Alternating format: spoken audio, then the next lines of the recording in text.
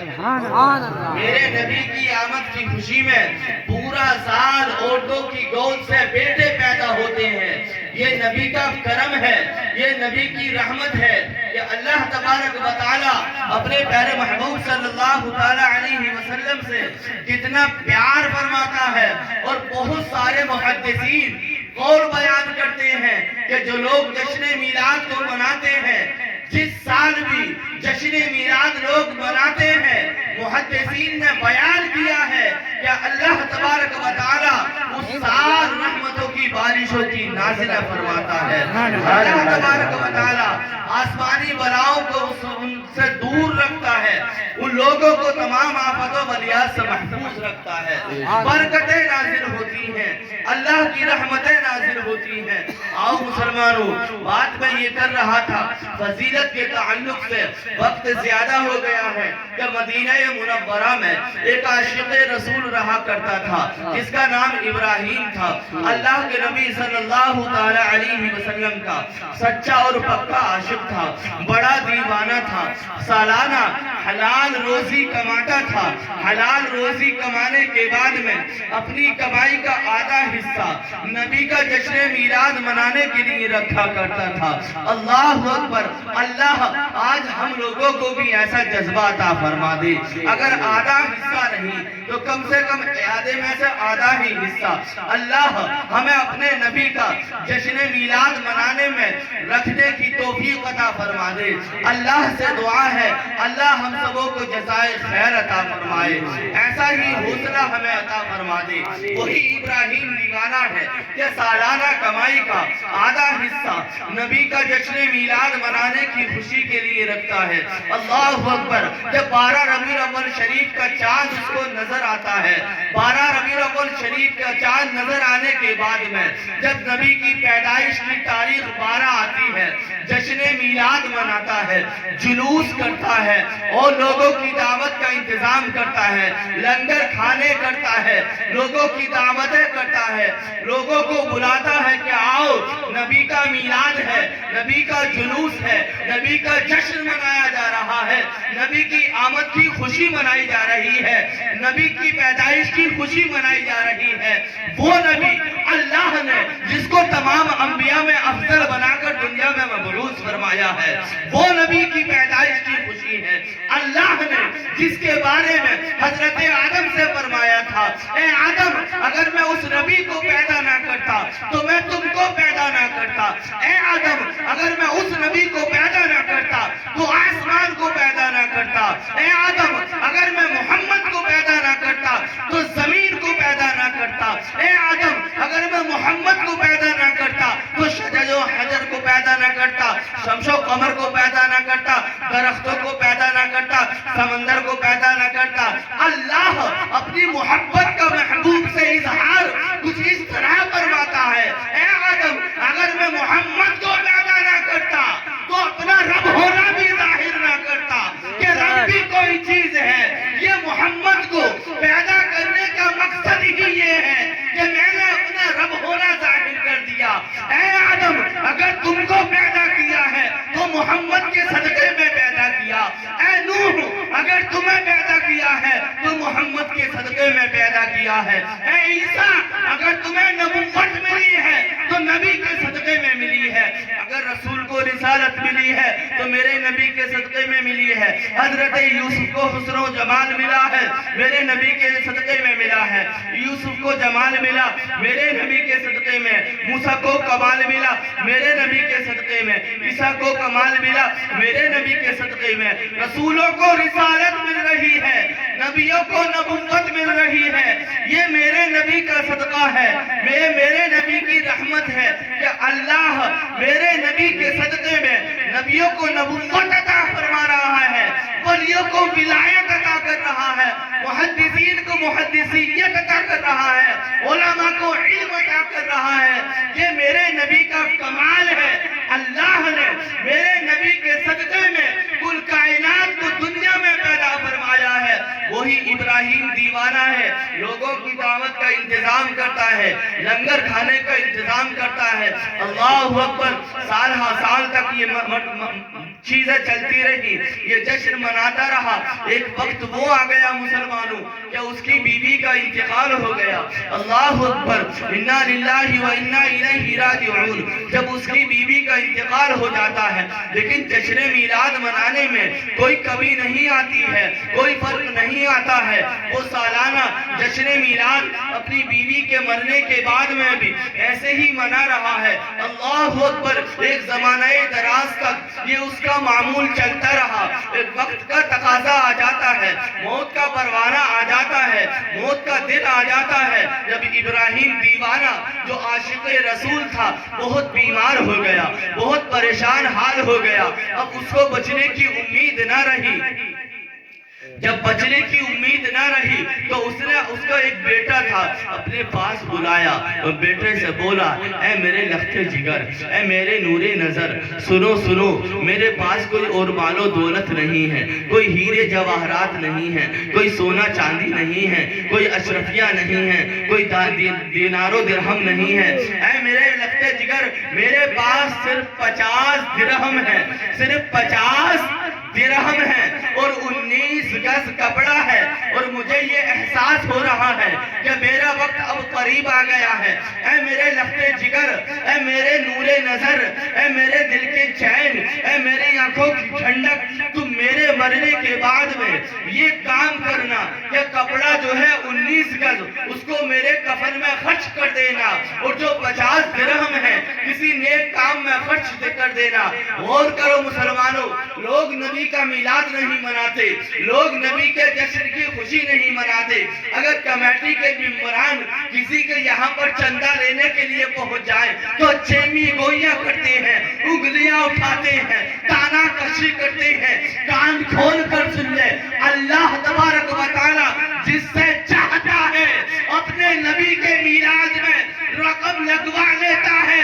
رب چاہتا ہے تو اس کا پیسہ اپنے نبی کی آمد کی خوشی میں خرچ کروا لیتا ہے. بڑے بد نصیب ہیں وہ لوگ جو نبی کا جشن میلاد منانے میں روپیہ خرچ نہیں کرتے ہیں، پیسہ خرچ نہیں کرتے ہیں. اور بڑے بلند نصیبے والے ہیں وہ لوگ جو نبی کا میلاد منانے میں اپنا پیسہ خرچ کر رہے ہیں، روپیہ خرچ کر رہے ہیں، رقم خرچ کر رہے ہیں. بات میں یہ عرض کر رہا تھا کہ جب اپنے بیٹے کو موت کے وقت میں اس نے وصیت فرمائی، اے میرے بیٹے سنو سنو، میرے پاس 19 گز کپڑا ہے اور 50 درہم ہے. 50 درہم کو کسی نیک کام میں خرچ کر دینا، کسی نیک کام میں خرچ کر دینا، کسی نیک کام میں خرچ کر دینا. اور جو 19 گز کپڑا ہے اس کو میرے کفن میں خرچ کر دینا، کفن دفن میں لگا دینا. اللہ اکبر. اتنی وصیت ابا نے بیٹے کو فرمائی تھی کہ موت کا پروانہ آتا ہے، اس کی روح اس کے جسم سے جدا ہو جاتی ہے. سبحان اللہ سبحان اللہ. جب روح جسم سے جدا ہو گئی، کوئی ایسا ویسا نہیں تھا، عاشق رسول تھا. انا للہ و انا الیہ راجعون. اب جب روح اس کے جسم سے جدا ہو گئی، اب اکیلا لخت جگر تھا، اکیلا نور نظر تھا، اکیلا باپ کا لاڈلا تھا، اکیلا بیٹا ہے. تو مسلمانوں غور کرو اور ذہنوں پر زور دو کہ اگر کسی اکیلی اولاد کا باپ، اکیلی اولاد کی ماں جب اس دنیا سے چلا جاتا ہے تو اس کے دل پر کتنے صدمات ہوتے ہیں، کتنے غموں کے پہاڑ ہوتے ہیں، بے پناہ پریشان ہے. بہرحال 19 گز کپڑا جو تھا وہ تو تکفین و تدفین میں خرچ کر دیتا ہے. اب جب کفن سے اپنے باپ کو مٹی دینے کے بعد میں فارغ ہو جاتا ہے، اب 50 درہم کے بارے میں سوچنے لگتا ہے کہ ابا حضور نے فرمایا تھا کہ بیٹا یہ 50 درہم کسی نیک کام میں خرچ کر دینا. اللہ اکبر. ابھی سوچ ہی رہا تھا کہ رات کی تاریکی نمودار ہو جاتی ہے، رات آ جاتی ہے. جب رات کو سوتا ہے غموں کے پہاڑ سر پر ہے. رات کو جب نیند طاری ہو جاتی ہے تو خواب غفلت میں پہنچتا ہے، حالت خواب میں پہنچتا ہے. حالت خواب میں جب پہنچا تو کیا دیکھتا ہے کہ قیامت قائم ہو گئی ہے. اللہ اللہ. قیامت تصور کرو مسلمانوں، جو لوگ اللہ اور اس کے رسول کی نافرمانیاں کر رہے ہیں، قیامت کا ایک دن ہم کو بھی نظارہ کرنا ہے، ہم کو بھی قیامت کا دن دیکھنا ہے۔ لوگ نبی کا میلاد نہیں مناتے، لوگ نبی کے نام پر روپیہ خرچ نہیں کرتے، لوگ نبی کا جلوس نہیں نکالتے، لوگ پارٹی بندیاں کر رہے ہیں، لوگ آپس میں تانا کشی کر رہے ہیں، لوگ کمیٹی کے ممبروں کو برا کہہ رہے ہیں۔ وہ لوگ کان کھول کر سن لیں، جو لوگ قیامت کے دن ان کو بھی حساب دینا ہے، رب کی بارگاہ میں حاضر ہونا ہے۔ اب جب قیامت قائم ہو گئی ہے، اپنی نگاہوں سے کیا منظر دیکھتا ہے کہ ہر طرف نفسی نفسی کا عالم ہے، کوئی کسی کا پرسانے حال نہیں ہے، کوئی کسی کو پوچھنے والا نہیں ہے۔ ابا کو دیکھو تو بیٹے سے دور بھاگتا نظر آ رہا ہے، اگر بیٹے کو دیکھو تو والد سے دور بھاگتا نظر آ رہا ہے، اگر ماں کو دیکھو تو بیٹی سے دور بھاگتی نظر آ رہی ہے، اگر بیٹی کو دیکھو تو ماں سے دور بھاگ رہی ہے، دوست کو دیکھو تو دوست سے دور بھاگتا ہوا نظر آ رہا ہے۔ میدان حشر میں اللہ اکبر، کوئی کسی کو ایک نیکی دینے کے لیے تیار نہیں ہے، حالت خواب میں ہے، سوچ رہا ہے۔ اور سنو سنو مسلمانوں، اپنی آنکھوں سے کیا دیکھتا ہے کہ لوگ جن کو اللہ کا حکم ہوتا ہے، نیک لوگوں کو، پرہیزگار لوگوں کو، نبی کا میلاد منانے والے لوگوں کو، نبی کا جلوس منانے والے لوگوں کو، نبی کا جشن منانے والے لوگوں کو، نیک اور پرہیزگار لوگوں کے لیے رب کی طرف سے حکم ہوتا ہے، اے فرشتوں، جنہوں نے جشن میلاد منایا ہے، جنہوں نے اور نیکیاں کی ہیں، جنہوں نے اور پرہیزگاری اختیار کی ہے، جنہوں نے دنیا میں رہ کر زکوٰۃ کو دیا ہے، جنہوں نے دنیا میں رہ کر روزوں کو رکھا ہے، جنہوں نے دنیا میں رہ کر حج کو کیا ہے، جنہوں نے اور نیک کام کیے ہیں، ان لوگوں کے لیے رب کی طرف سے حکم ہوتا ہے، فرشتوں جاؤ ان کو جنت میں لے جاؤ۔ سبحان اللہ سبحان اللہ، ان کو جنت میں لے جاؤ۔ اور جو لوگ نبی کے میلاد کا انکار کر رہے ہیں، نبی کے جلوس کا انکار کر رہے ہیں، اس کو شرک و بدعت کہہ رہے ہیں، اور نبی کے جلوس میں کوئی بھی رقم، کوئی بھی پیسہ حیثیت کے مطابق خرچ نہیں کر رہے ہیں، اللہ تبارک و تعالیٰ کی طرف سے گناہگار لوگوں کے لیے حکم ہوتا ہے کہ اے فرشتوں جاؤ ان کو گھسیٹ گھسیٹ کر جہنم میں لے جاؤ۔ اب یہ نوجوان ہے، کھڑا کھڑا تھر تھر کانپ رہا ہے اور سوچ رہا ہے کہ نہ جانے رب کی طرف سے میرے بارے میں کیا حکم ہوگا۔ اللہ اکبر، ابھی یہ سوچ ہی رہا تھا کہ حکم ہوتا ہے کہ اس نوجوان کو جنت میں جانے۔ سبحان اللہ سبحان اللہ، نعرہ تکبیر، نعرہ تکبیر، نعرہ رسالت، نعرہ رسالت، مسلک اعلیٰ حضرت، مسلک اعلیٰ حضرت، سرکار کی آمد، سرکار کی آمد، نعرہ تکبیر۔ جیسے ہی حکم ہوا کہ اس نوجوان کو جنت میں جانے دیا جائے، اب نوجوان جنت کے اندر خوشی خوشی داخل ہو گیا، جنت کی سیر کرنے لگا، جنت میں گھومنے لگا، ٹہلنے لگا۔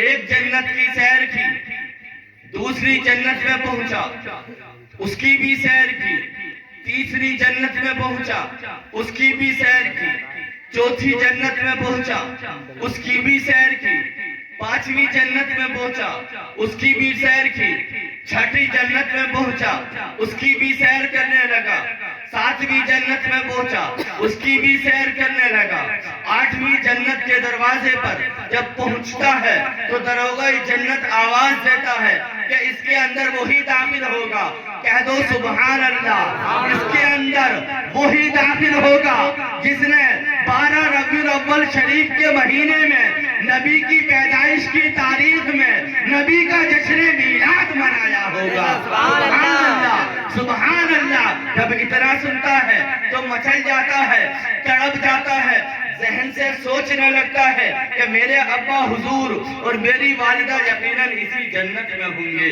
سبحان اللہ، اتنا سوچا ہی تھا کہ جنت ندا آتی ہے کہ اس نوجوان کو 8ویں جنت میں آنے دیے جائے۔ سبحان اللہ، اب نوجوان کو جب 8ویں جنت میں جانے کا حکم ملتا ہے، جیسے ہی جنت میں قدم رکھا تو کیا نظارہ دیکھتا ہے اپنی آنکھوں سے کہ نہر کوثر کے قریب میں اس کی امی جان بیٹھی ہوئی ہے۔ نہر کوثر کے قریب میں اس کی امی جان اس کو نظر آ جاتی ہیں۔ جب امی جان نظر آئیں اور دیکھا کہ نہر کوثر کے قریب میں ایک نورانی شاہی تخت لگا ہوا ہے جس پر ایک خوبصورت حسین و جمیل عورت تشریف فرما ہے، ارد گرد اور عورتیں تشریف فرما ہے، پوچھتا ہے یہ کون عورت ہے جو تخت پر رونق افروز ہے؟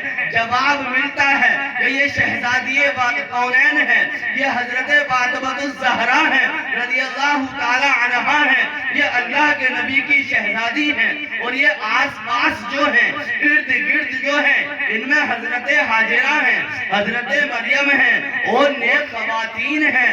اللہ اکبر! اب اس نے جب اپنی والدہ کو دیکھا، اب 8ویں جنت میں اور آگے کو قدم بڑھاتا ہے، اللہ اس سے بھی خوبصورت نظارہ دیکھتا ہے، اس سے بھی حسین نظارہ دیکھتا ہے۔ کیا حسین نظارہ دیکھا کہ 8ویں جنت میں ہی ایک حسین نظارہ وہ یہ دیکھتا ہے کہ ایک اس سے بھی اچھا، اس سے بھی نورانی، اس سے بھی زیادہ خوبصورت تخت بچھا ہوا ہے۔ کہہ دو سبحان اللہ، سبحان اللہ۔ اور اس تخت پر آقا کریم صلی اللہ علیہ وسلم جلوہ افروز ہیں، ارد گرد کرسیاں بچھا ہوئی ہیں، دائیں طرف سونے کی کرسیوں پر انبیاء اکرام بیٹھے ہوئے ہیں، بائیں طرف شہداء اکرام بیٹھے ہوئے ہیں، اور مسلمانوں اللہ کے نبی صلی اللہ علیہ وسلم صحابہ کے درمیان میں، انبیاء کے درمیان میں چاند کی طرح چمک رہے ہیں۔ اسی درمیان میں انہی کے بیچ میں اس کو اپنے ابا حضور بھی نظر آ جاتے ہیں۔ اسی مجمع میں، اسی بھیڑ میں، اسی جھرمٹ میں اس کو اس کے والد گرامی بھی نظر آ گئے۔ سوچنا جب ابا کو دیکھا تو گلے سے چپٹا لیا۔ سبحان اللہ، باپ نے بیٹے کو گلے سے لگا لیا۔ آخری جملے ہیں، غور کر لو مسلمانوں، جب باپ نے بیٹے کو گلے سے لگایا اور گلے سے الگ کرنے کے بعد میں جب بیٹے نے سوال کیا کہ ابا حضور یہ تو بتا دیجئے آپ کو یہ مرتبہ، آپ کو یہ مقام، آپ کو یہ اہمیت کیسے حاصل ہو گئی؟ ابا حضور نے یہ نہیں فرمایا بیٹا مجھے یہ نماز کے بدلے ملا ہے، یہ نہیں فرمایا یہ مجھے روزے کے بدلے ملا ہے، یہ نہیں فرمایا یہ مجھے حج کے بدلے ملا ہے، یہ نہیں فرمایا یہ مجھے زکوٰۃ کے بدلے ملا ہے، بلکہ فرمایا بیٹے یہ مجھے جشن میلاد منانے کے صدقے میں۔ سبحان اللہ، سبحان اللہ۔